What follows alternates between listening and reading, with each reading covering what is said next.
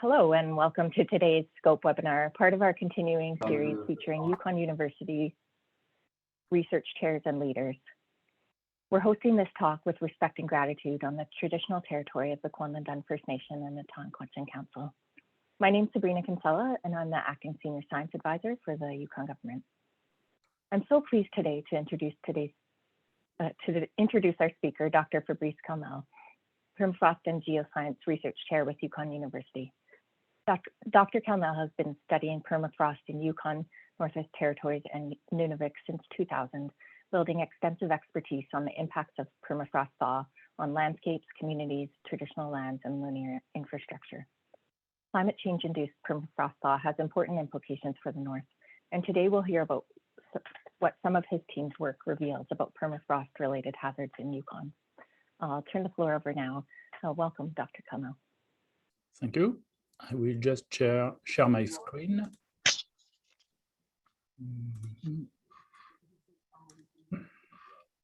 Okay, are we good? Thank you. So yes, today, indeed, I will introduce you to some specific sites that we have studied at the Yukon University, where some geohazards have developed, and these geohazards were linked to the presence of permafrost and degrading permafrost, and caused trouble to infrastructures. I put communities at the beginning, but indeed, for this presentation, I just had the time to put in some case study out of some surveys we did along road corridors.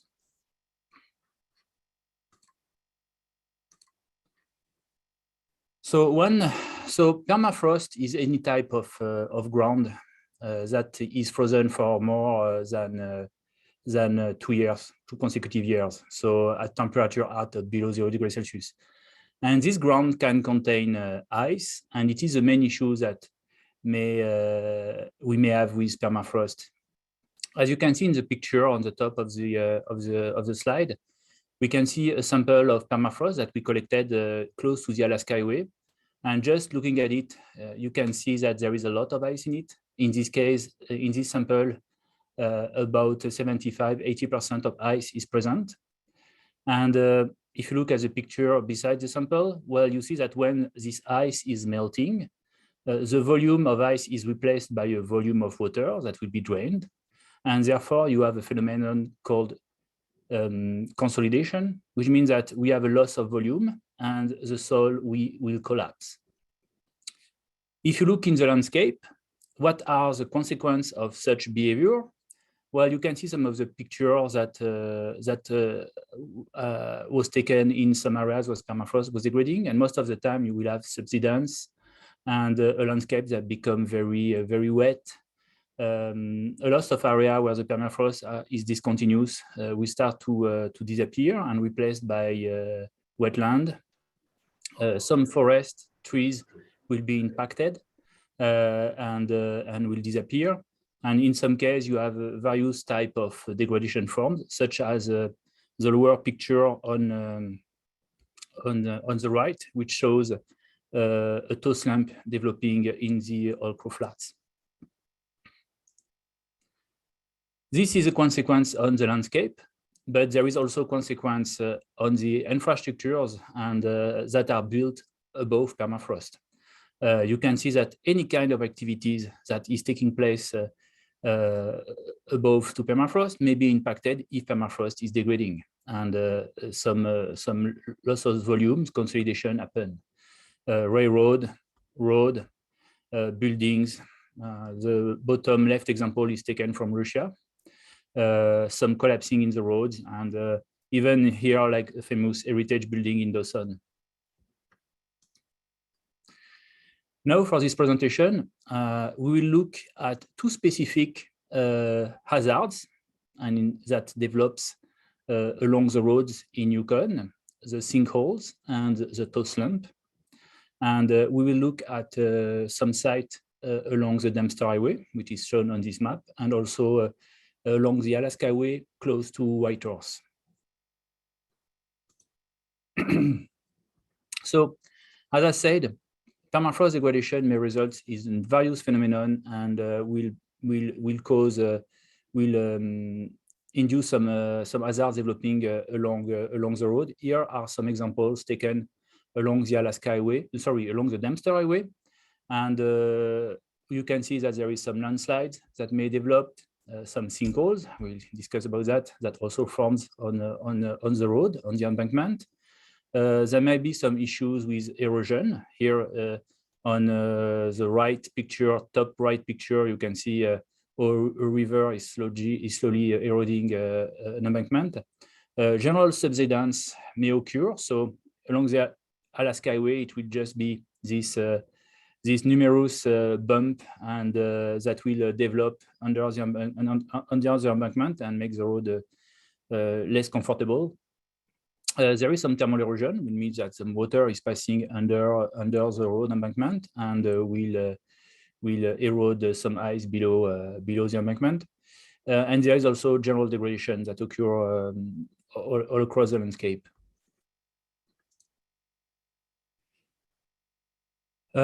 One of the main cause for this damage along the Dempster Highway are ice wedge. So what are ice wedge?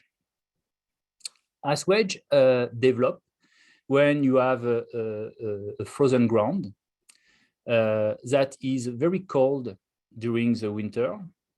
And then because of the cold, the ground will contract and you will have a crack forming in the ground. During the winter, the crack remains open. There is only air in it. But when spring arrives, the snow that is above the ground will melt, and some meltwater will fill the crack in permafrost. The crack will close back during the summer, which is a diagram B that you can see on the presentation. But the water that came into permafrost will remain frozen, and you will have an ice vein forming in permafrost. Now, if you repeat this process for hundreds of time, hundreds of winter, you will start to add more ice layer in this crack, because the crack will reopen each winter, and you will start to form an ice wedge. The diagram on your right is a synthetic diagram that presents exactly what you should have in a landscape where ice wedge has developed. The ice wedges will connect with each other, and you will form polygon. This is what we see in this picture. And all these polygons is as well connect. And if you look at that, it can be a lot of ice now that is stored into permafrost. Some ice wedge can be several meters thick and several meters large. And this is a type of landforms that we have along the Dempster Highway. Some section of the landform of the Dempster Highway. Now, here are some sites that YukonU and Public Works are remediating. 2 sites at kilometer 93 and 3 sites, and 1 site at kilometer 93 and 1 site at kilometer 95. And what you can see in the picture in the left are that the ground is collapsing and that some settling occur. And this collapsing is reaching the road.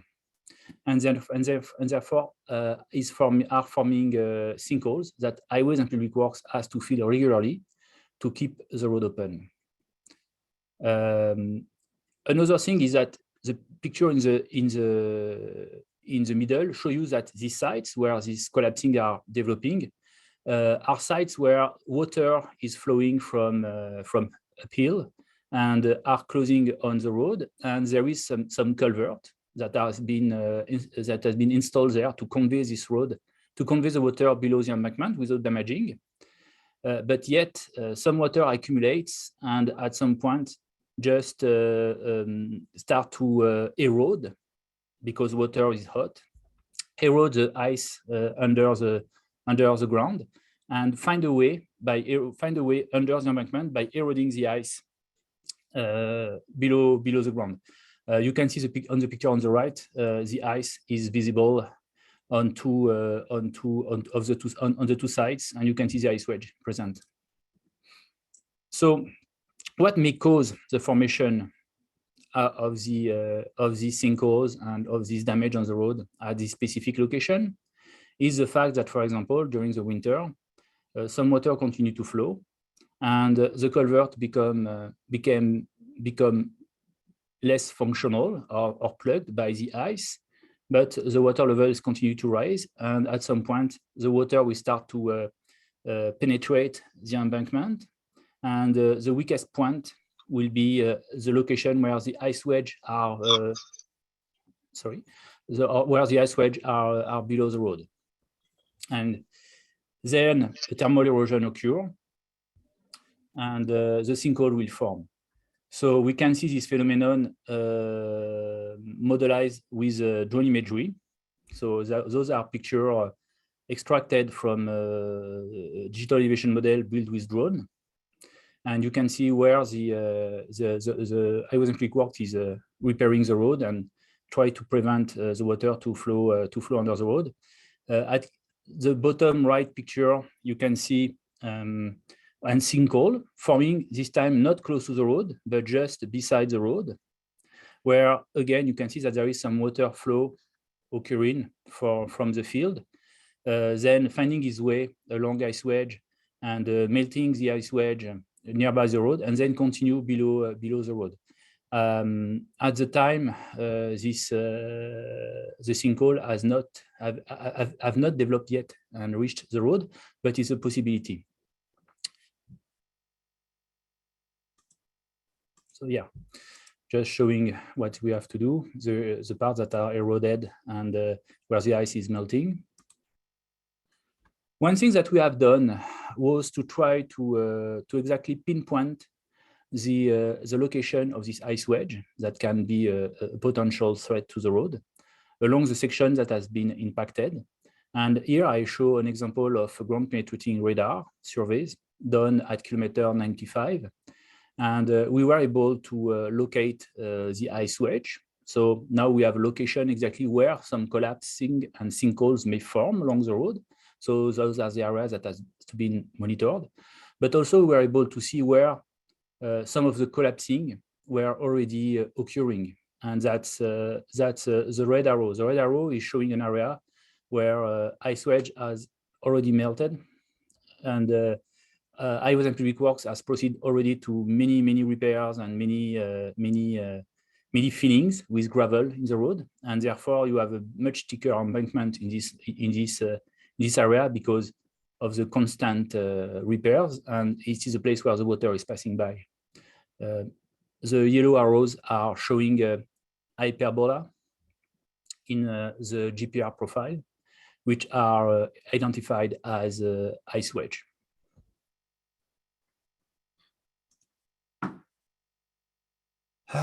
There is a bit of a similar issue along the Chapman Lake airstrip at kilometer 124. And in the picture, in this air picture, you can see that here we have a field of polygon, ice wedge polygons that are degrading. They are now filling with water. So there is water flowing in the field, and these ice wedge are now started to degrade, and you have subsidence. And this picture still on the right are showing you the type of sinkholes that start to form on the airstrip and that are maintained by Highways and Public Works. So they are filled and monitored each summer to be sure that there is no issue with the airstrip. And their location is shown on this GPR profile shown on the right. And again, what we have done was to perform a GPR survey to map the presence of all the ice wedge across the airstrip. And most of the ice wedge that have been identified along the airstrip are located in the southern end of the airstrip. There is much less of them on the northern half section. So, and that's where most of the damage are observed. So we can say that the damage observed and occurring on the airstrip are really linked to the presence of ice wedge along the ice wedge melting along the airstrip.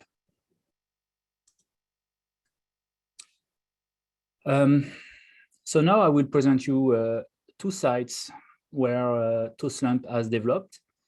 The process is very similar as the two sites, but yet the context and the permafrost is not the same. So we'll start with a site at the Chapman Lake rest area along the Dempster Highway at kilometer 116. Here we have two pictures, one aerial and one, well, two picture aerial, one is oblique. And in 2006, some landslide occurred very close to the highway, where the highway is passing between the Chapman Lake on the left and the Tombstone River on the right. And in 2017, another landslide opened and started a little bit more south to the first one, also on the side of the Tombstone River. So in 2007, Highways and Public Works had to move the way out of this landslide, far from this landslide, and move the embankment. Yet the embankment, the old embankment remains there. And what happened in summer 2006 is that some thermal erosion occurred, some water flow, and started to melt some ice, so ice wedge probably under the new road, and Highways and Public Works had to do some repairs. The picture on the right showed the site in 2016, and it shows, the top one shows here, the top side, the image shows the old embankment, so almost 10 years after it was abandoned, and you can see that it starts to be pretty much damaged and cracked, and a lot of subsidence is occurring. In June 2017, the landslide reopened and was reactivated, so we were able to access the landslide and go inside the landslide, and we observed the presence of ice wedge and ice wedge ground. So it was indeed the melting of this ice wedge and ice wedge ground that was responsible for the formation of this landslide. In June 2017, also, where the second landslide formed, we were able to access the site and see on the section of the landslide the ice wedge, and we are able to have an approximate dimension for this ice wedge. And it was about 3 meters wide and 6 meter high, deep. And again, Highways and Public Works has to move the road in 2018, putting some concrete barrier to prevent any people going close to any driver to go close to this landslide. And moved the embankment, built a bit the embankment into the field. So when we started to study these sites, one technique that we used was electrical resistivity tomography, which is a geophysics survey that maps electrical property of the ground and represent this electrical property of the ground in 2 dimensions. Those are these colorful profiles that are shown in this slide, and you can see the location of each surveys on the map on your left. And the idea is that when your electricity has hard time to pass in the ground, so you have resistive ground, either it's because it is frozen, I simplify, but either it's because it is frozen, and if it is even harder to pass, it means that there is also probably presence of ice in the ground. So using this profile, we made some interpretation, and we were able to see some of the ice wedge complex present all along the highway. And those are the very dark blue spot on the top of each profile. They are identified with in green with the legend. But we also find that there was more resistive material much deeper in the profile, which was a bit surprising. As it was very resistive. We were not expecting to be bedrock, for example, which also can be resistive. And we made the hypothesis that there might be more ice below, deep in the ground profile, but that will not be ice wedge. So to confirm this interpretation, Highways and Public Works contracted some boroughs, and we located the boroughs at specific location to be able to have a more accurate interpretation of the ERT profiles. Before I show you the results of the boroughs, I would like to introduce you the notion of buried ice. So in permafrost environment, you can have some ice that in the past has been above the ground, and it can be lake ice, it can be snow ice, and it can be glacier ice. And following the history of the site, this ice can be buried in the ground.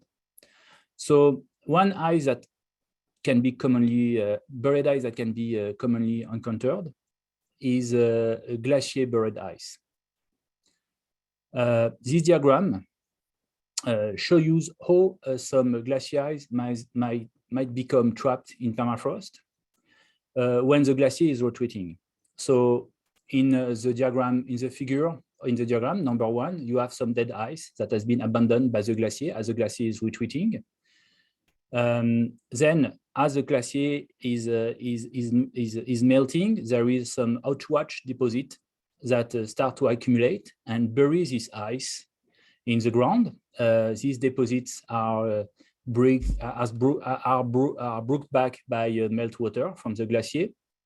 And later on, when the glacier has disappeared, some kettle holes can form, which means that when the ice trapped in the ground is melting, because there is no permafrost, for example, and the ice is just melting, then you may have kettle holes and kettle lakes, which are the things presented in the diagram number 3. But if the climate is still warm, is still cold, even if the glacier has retreated and there is no more glacier, some of the ice that has been buried by the outwash deposit can be trapped into the permafrost. And it was because the site is located at the boundary between glaciated and unglaciated area in this site, we made the hypothesis that maybe some of the ice that were present below were glacier ice. So here are the results of the drilling that we have done. And I located the drilling, the boreholes relatively to the elevation of the lake and the elevation of the river. And you can see that on the top of each of the boreholes, there is some ice that is typical of buried ice in terms of structure. It is a picture on your right top. But also, we find out deeper ice, and it confirmed the observation from the ERT. That was identified as buried ice. And you can see, if you compare the two pictures, the structure of the ice is not the same.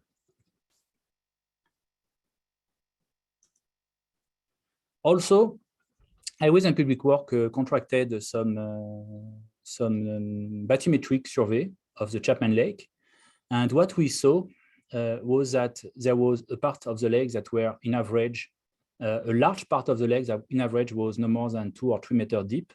But at some location, you had a deep pocket that could reach 15 meters of depth. And these pockets were identified as a kettle hole. So the glacier ice that has melted and left this hole in the ground. So all that confirmed that indeed we had buried ice in the site below the ice wedge complex. So if we were to make a summary of the site, we have the road passing on permafrost. On one side, you have the lake. On the other side, you have the river. Below, at the top, in the first 10 meters, you have these ice wedge that are degrading and causing the landslide. And below, even deeper, you have buried ice. And what we observed was that at some location, some water was passing, groundwater was passing between the ice wedge complex and the buried ice. So there is still a possibility that at some point we have thermal erosion of the buried ice. And that may be a problem if it starts to drain the lake.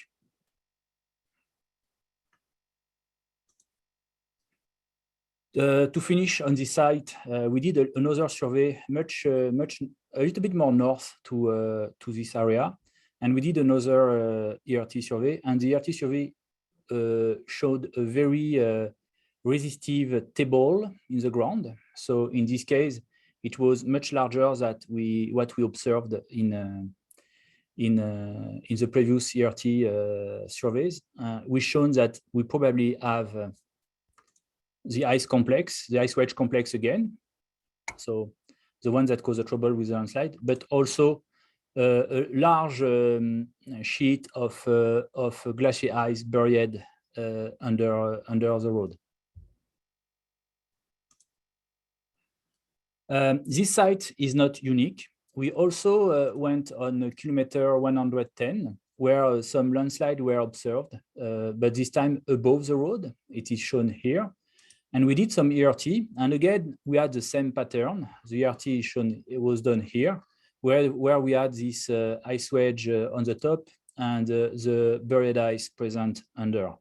So we have indeed occurrence of buried ice at several locations along the Dempster Highway on this area. No, another thaw slump. This time we jump along the Alaska Highway at kilometer 1456, only about 30 kilometers from Whitehorse, in the Ibex Valley along the Taquini River. This picture is showing you the retrogressive thaw slump in July of this summer.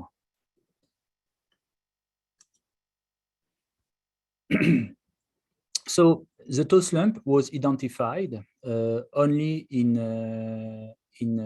spring 2019, so 2 years ago. Well, now almost 3 years.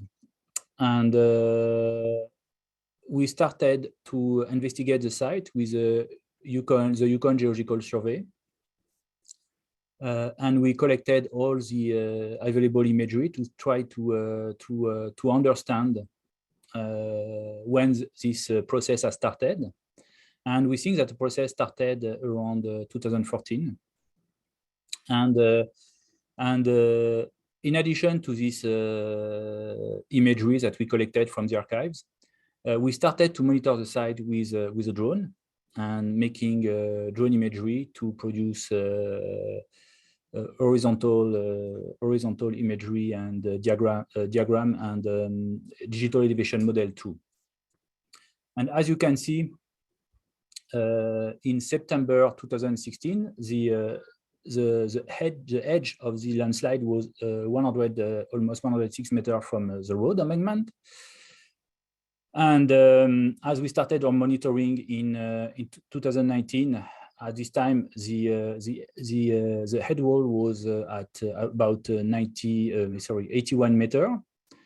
And now, in November 2021, the wall is only at 36 meters from the road. So it has been a quick process. And indeed, looking at the last 2 years, it seems that the process is going to come faster and faster and going closer to the road faster than in the past. You can see on this left image the progression at fixed date in September of the monitored year. So in September 2016, 18, 29, 89, 20, and 21. Other things that we observed on the site were some ground movement located above the slump, where some trees were splitted and some cracks were appearing in the ground. So there was some time of creep also developing on these sites. Here is a synthetic diagram showing on your left what is the progression of the thaw slump since we started the monitoring with the drone. And on the right side is showing you all the boundary mapped with the drone imagery for 2021, for last year. And you can see how the thaw slump is developing and at what rates approximately. And it seems that the thaw slump is, at the scale of 1 year, the thaw slump is degrading faster in end of July and August than it does in the spring, for example. The soil was cored and bored to sample permafrost. And you can see on this picture some picture of the core that we retrieved that can be very ice rich. And it is a different type of ice. There is no ice wedge in this area. This is a segregated ice. That is a ice that forms when permafrost invade the ground. And there is usually a lot of this ice that forms when the gradient of temperature, which means that the frost is very slow to progress in the ground, and the ground is wet. So there is a lot of water on the ground, and it feeds the ice lancing process, and you can have a significant amount of ice.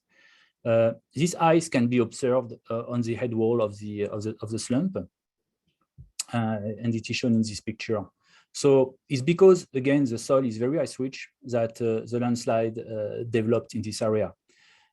What triggers a landslide? Well, it's possible that there is some erosion from the river that opened a cut in the bank, putting some ice bare, making the permafrost bare, and started to erode with just the warmth of the summer. There is also a possibility that other factors, such as groundwater, has played a role in the development of the landslide. We will go into that. So some benchmark has been installed by the Yukon Geological Survey, and we monitored this benchmark using a digital DGPS, so a very accurate GPS. And by monitoring this benchmark, we were able to see that a lot of movement was, the biggest movement was occurring on the east part of the site, and that the more important movement were going in direction downslope. So the benchmark were moving downslope, and the movement were more important in the east side of the site. We also tried to use satellite, the drone imagery to produce some volume calculation. When you lose some, when the landslide is developing, it means that you lose some ground and some volume of sediment is released into the river. So we did some calculation, and so far we had lost about 41,000, almost 42,000 square meter of material that has been pushed in the river, which is the equivalent of about 17 Olympic swimming pools. And what we observed also from the volume calculation was that we lost much more sediment in these last 2 years that we have lost in the first year of the survey. Again, we tried a bit to understand the permafrost and the process using electrical resistivity survey. And again, along this profile, what you can see is that this blue area and it is a decision of the operator, right? We decided to show the permafrost or the ice-rich ground as blue, and the non-permafrost or wet areas are warm color, like yellow or red. And what you can see is that there is a lot of ice close to the river, and less ice along the roads. Yet, nevertheless, there was some indicators along the ERT profile that there might be still permafrost and there still may be some ice even along the road. Based on the ERT, we made some kind of probability map for ground ice distribution along the sites. Of course, there is more ice along in the field, close to the landslide, but there are probably less ice or less frozen ground on both sides of the road, except for one area, which is here, and where I put this orange star that I will discuss a little bit after. And there was no indication of frozen ground or ice at this location indicated by this red rectangle. That is the location of a former landslide that occurred at the end of the 70s and has stabilized. And therefore, apparently, there was no permafrost left there. Yet, when we contracted boreholes to check some of the sites along the road, one of the boreholes confirmed the ERT observation, and thick massive ice was sampled about 10-meter depth in the area that I shown you before.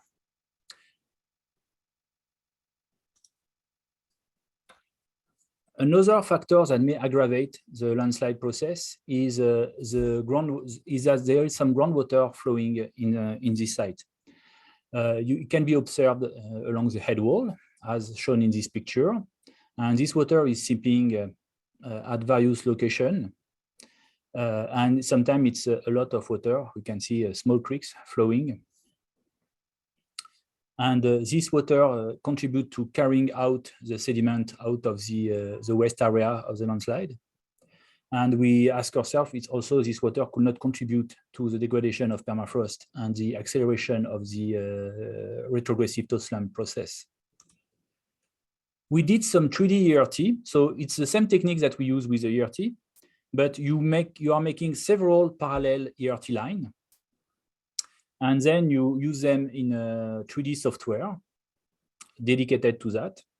And you try to reconstruct a three-dimensional distribution of the resistivity. In this representation, I only show two things. First, some ice-rich area in blue that has been identified. And then we try to represent iso surface of an area that will be the boundary between unfrozen and frozen ground. And what it shows is there is some pocket of unfrozen ground where some water flow. So we were able to see what was the path of the water in the ground that the water was following to go out at the head wall. Another thing that we have done, always relating to the water, is in collaboration with my colleague at the YRC. We acquired some drone imagery using a thermal camera. And it was done in November. And what it shows is that you can see the exact picture of the thermal camera on your left, and the visible picture on your in the visible range on your left, on your right. And we were able to see indeed that the water was still seeping in November, and some icings were forming, and some water was accumulating at the bottom of the west area in the landslide.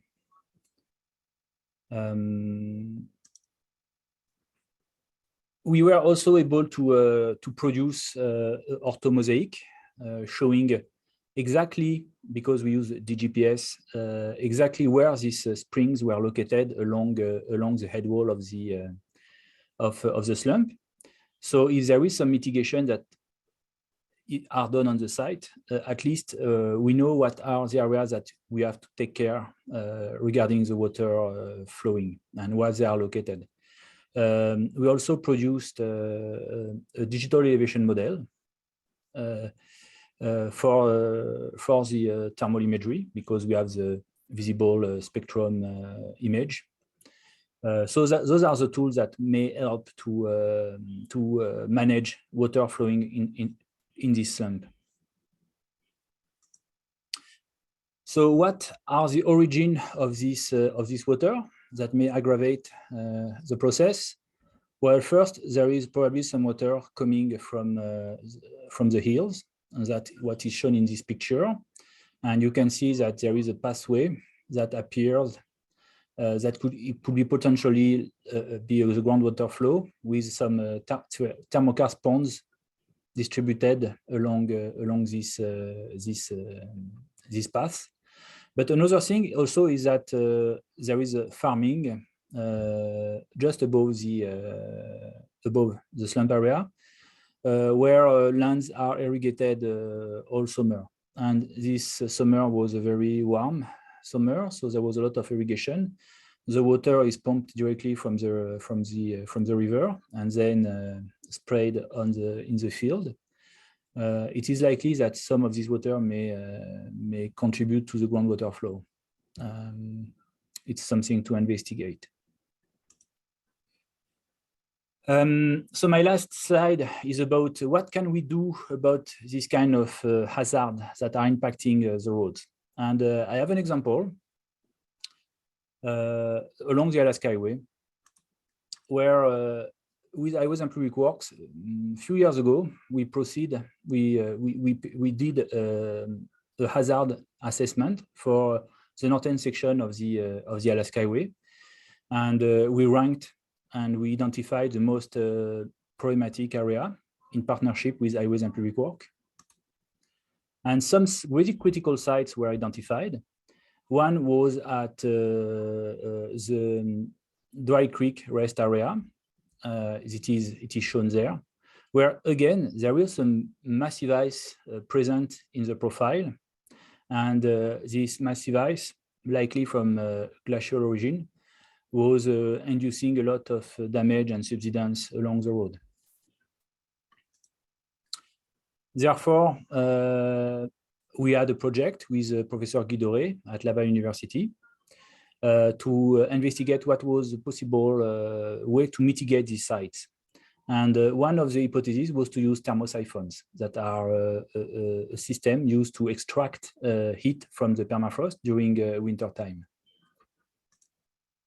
Highways and Public Works hired a consulting company that designed completely the system and the instrumentation and the implementation of the site with the thermosiphons to stabilize the area and prevent this thick, massive ice to melt. And the site was finally implemented in 2020, which is a picture that I show here, with the thermosiphons installed and now functional.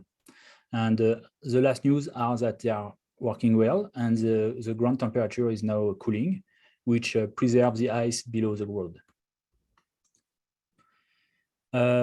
So I would like to thank all the contributors to this report.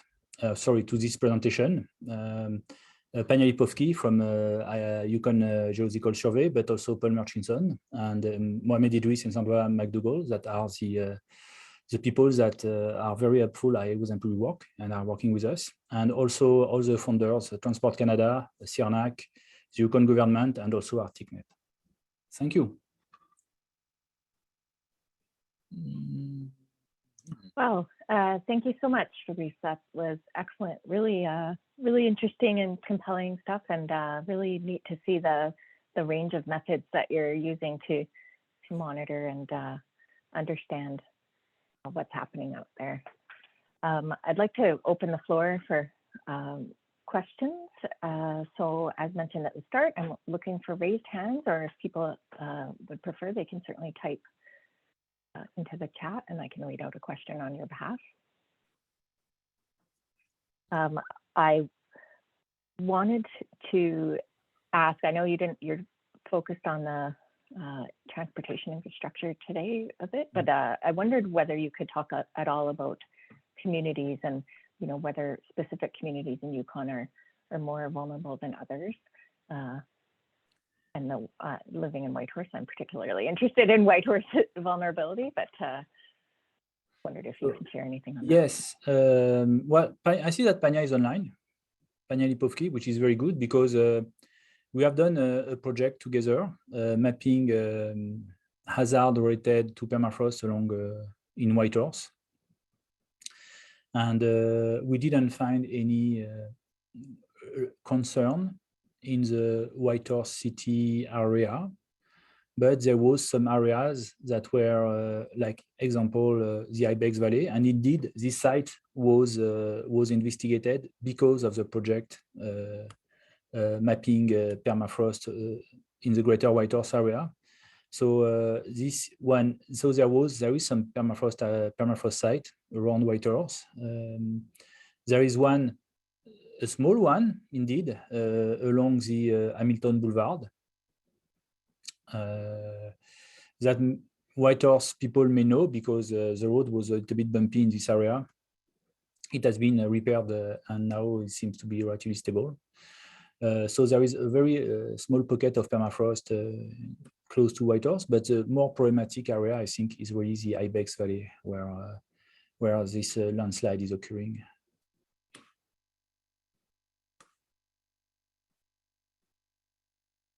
Phil, you've got your hand raised. Please unmute.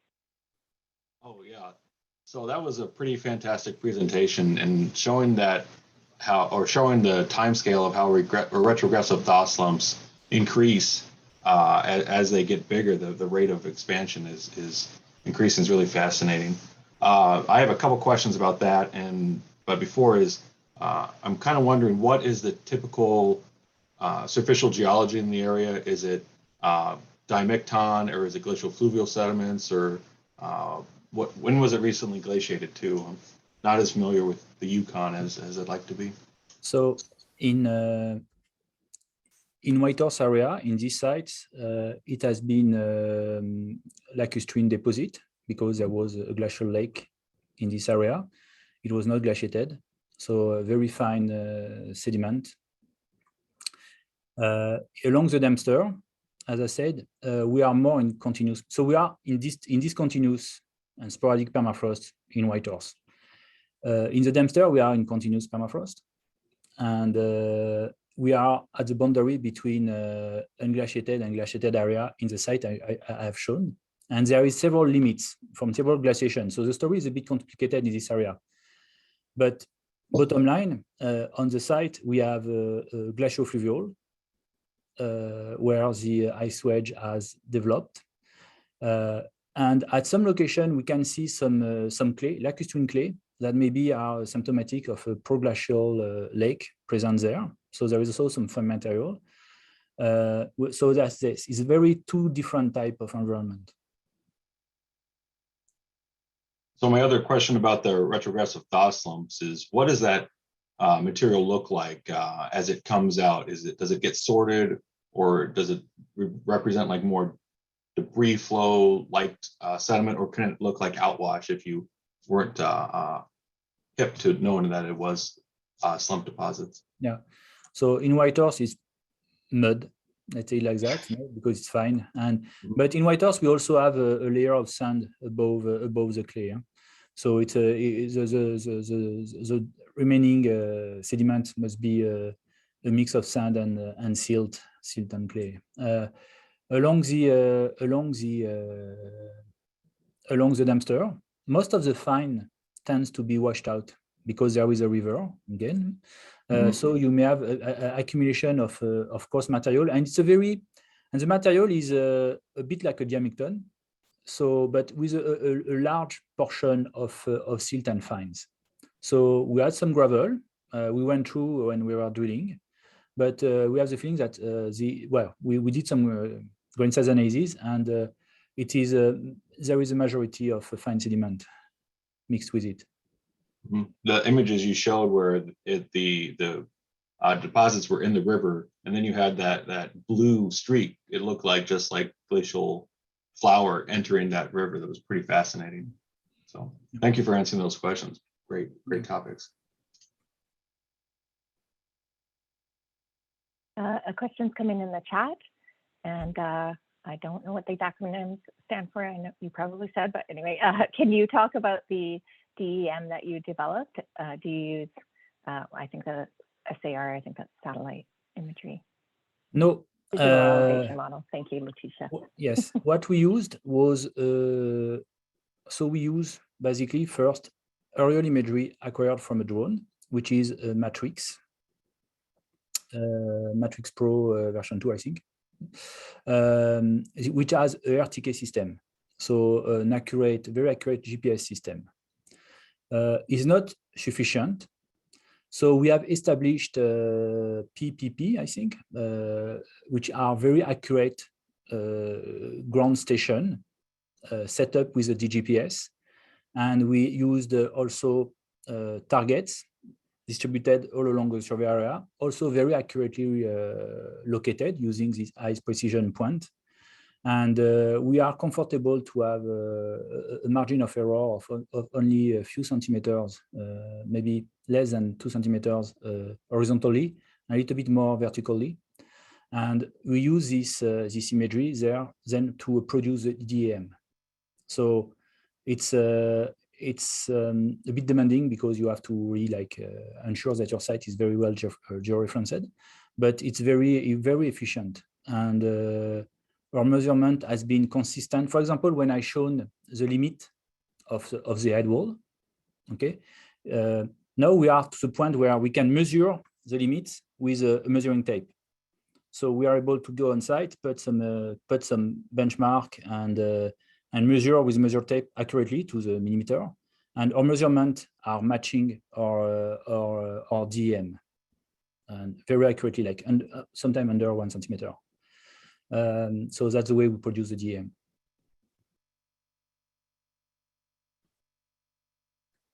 Thanks very much, Fabrice. Another question from the chat. This one's from Emma. Hi, thanks for updating on the Alaska Highway RTS. As you mentioned, this past summer has been warm and dry, and this winter has seen a lot of snow. So she wonders how you expect the RTS to respond in 2022. Well, last year, the winter was very snowy too, and the summer was relatively dry, but warm. Okay, and we observed that last year the process was much faster than the year before, which is the only year of comparison, where the summer, where the winter was, when the winter was relatively dry, but the summer was much more wet. So this year, so far, we have been a very snowy winter. Everything. So we expect that there will be a lot of water released as freshet, and you may know that we had issues last year with flooding, even in Northwest Territory. So everybody is expecting to have the same kind of type of issue. One question is that if it is a warm summer with not so much rain, we assume that there is a lot of irrigation used in the field above, and we are wonder if this may have an impact on the slump. So I'm not sure if it answers your question, but we expect for this year to have a lot of water in the system anyway. So I would be surprised if we don't get the same type of tow rates for the slump.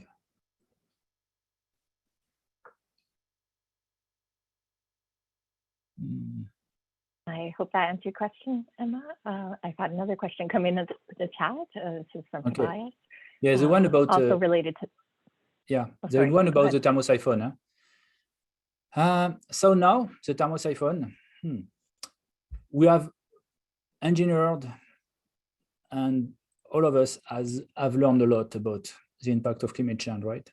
So in the past, we were considering that the permafrost will remain relatively stable, and the thermosiphon are designed for a specific range of temperature. The system that was implemented has a margin of error, okay, that take in account the potential warming of permafrost in the next 20 or 25 years. So we expect that from this point of view, in terms of maintaining the thermal balance in permafrost, the thermosiphons will perform well. Of course, there is other factors like we discussed about the thermal erosion and stuff like that. There is things that we cannot really control. But from the conception, they were installed with a margin of error, and they mentioned taking in consideration this margin and taking in consideration the potential air temperature warming in the future.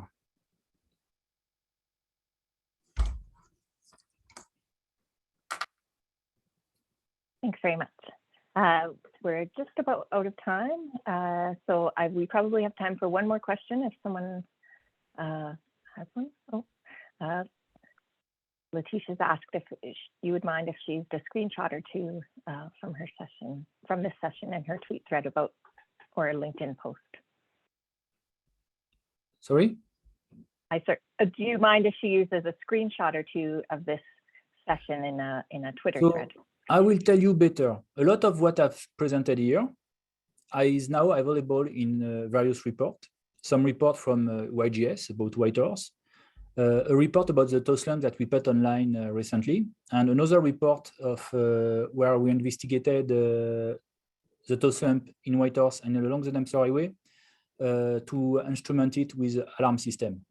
So these reports are online, and if you want, I will give you the link and you will be able to download. And most of the figures that are presented in this presentation are present in this report.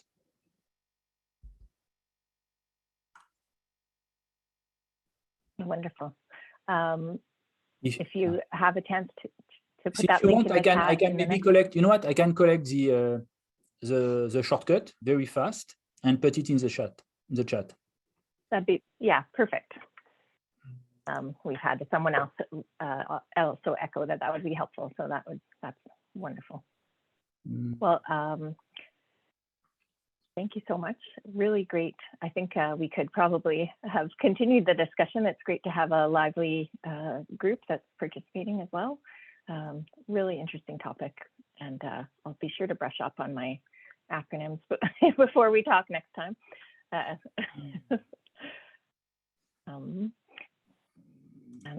If I hope some people will join us next week. We'll have two speakers for next week's Scope Talk, Joel Cubley and Tara Stanley, presenting a couple of very different topics. So keep an eye on your Scope News or the Facebook page for details on that. And there we go. There's the first link for the thaw slump in the Ibex Valley. The other one is coming.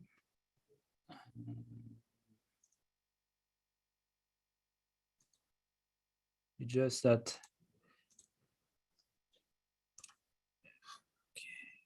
So it is the web link to the project page, and you can download the report from the publication tab at the bottom. Okay, wonderful. Here we go. Yeah. Okay, second link. All right. Sorry. What were you going to say? Something for me? Did I interrupt? Nope. I just say that I put the two links in the chat box. All right. So hopefully people have a chance to grab those links. The recording will be available next week. I'll send out a link in the e-newsletter, which I also post to the Scope Facebook page. So look for Yukon Scope on Facebook if you're not already connected to that, or reach out to us at scope@yukon.ca. Thanks again, Fabrice. Really a pleasure. I really appreciate you taking the time to speak to us. Have a great rest of your day. Well, thanks to everybody to be there and listen to my presentation. Thank you.